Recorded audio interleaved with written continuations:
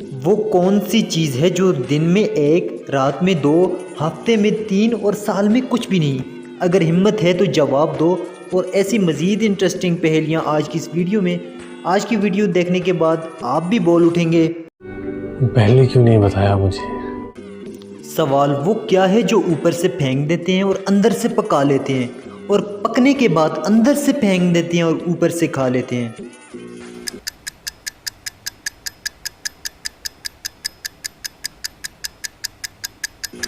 जवाब मकई की छली। सवाल वो क्या है जो आपके अलावा सबको परेशान करती है?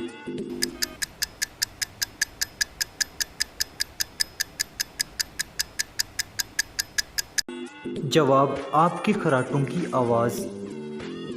सवाल वो कौन सी चीज़ है जो दिन में एक, रात में दो, हफ्ते में तीन और साल में कुछ भी नहीं?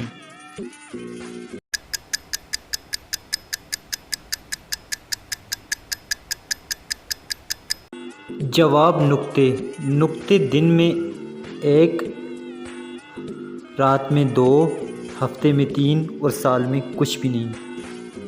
कैसी लगी आपको मेरी ये वीडियो? कमेंट्स बॉक्स में ज़रूर बताइएगा। मिलते हैं एक नई वीडियो के साथ, तब तक दीजिए इजाज़त। अल्लाह नेगेबान।